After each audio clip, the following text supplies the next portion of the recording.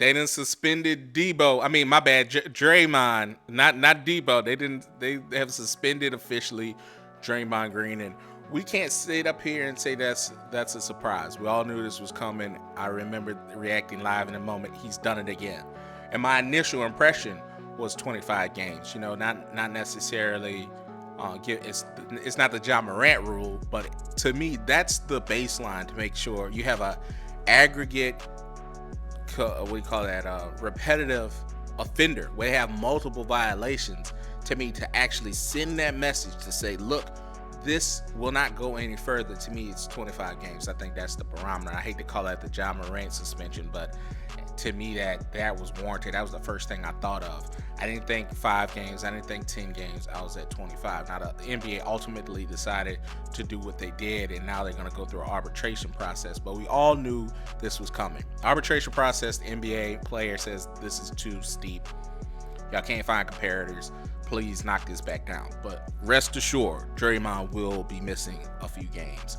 And it's hard to speculate because it's not like we know that man's in and outs. But I will say, just in the last year, his run-ins used to be sporadic. It used to almost be yearly. You know what I mean? Like a real bad one.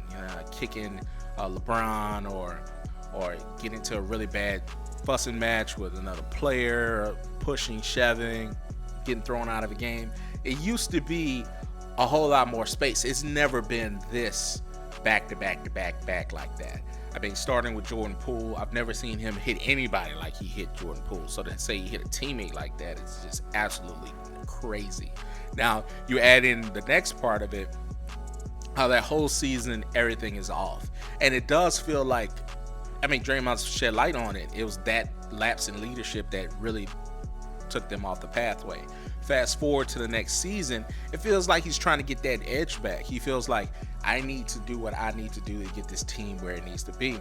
But bro, you've had such a catalog. You have such a catalog of cheap shots. You have such a catalog of being an asshole. Everybody's like, nah, bro, you tripping.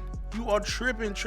Stepping on Sabonis' chest that time, hitting Jordan Poole, and now you're coming in this year, you're choking people out that have nothing to do with the fight. They're trying to break it up.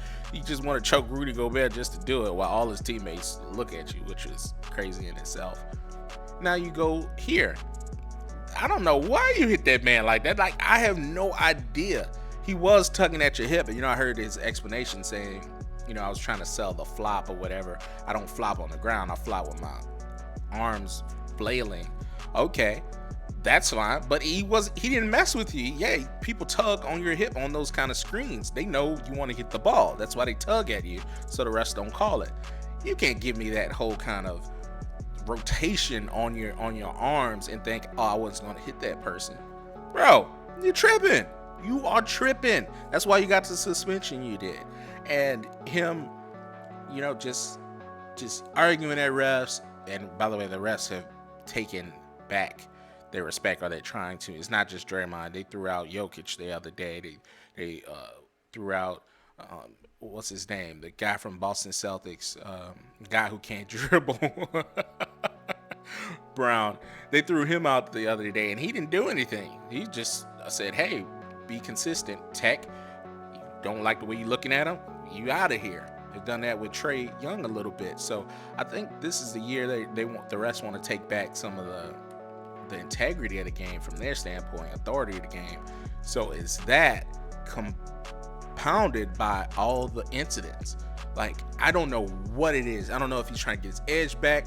I don't know if he has some issues going on at home. He has this big Amazon series where he tries to keep himself calm. That shit has not worked at all. That man has been missing more games through the suspension than anything else. Now, if he wants to just go do podcasting the full time, go ahead, bro. You're making enough money. And I can respect maybe he's trying to get on another team because he actually did get paid. He got his money. He's on the first year of his $100 million contract with the Warriors. Basically the same deal he signed 4 years ago, meaning they didn't give him a raise. It's just a status quo thing. So I get it. You actually losing money. It's to inflation. If you made $100 million 4 years ago, inflation is higher, and now you make $100 million this year, you're really taking a pay cut. I can respect that. And he's like, whatever. I don't want to be here. They don't want to give me a raise, and I'm losing money, and I want to play with whoever. Whether that's LeBron, he wants to play in Detroit. He's from Michigan. Philly would love him. He has that Philly kind of style. Who knows? He has a lot to bring to the table. I think him coming off the bench at Philly would be like unbelievable. You got that grit, and then you have that floor vision, and they kind of play in a system where they're okay with a forward or a center directing traffic. I think he would fit seamlessly there. So I don't know if he's looking for that kind of thing. He just wants out. He's having some kind of mental block on controlling his emotions, or he just, I don't know, he's just trying to get his edge back. I don't know what it is. Y'all let me know what y'all think in the comments below. But we all knew this was coming. It was well deserved in my opinion. And some people said, the full season, that could be harsh, but it is what it is. Heritage Sports.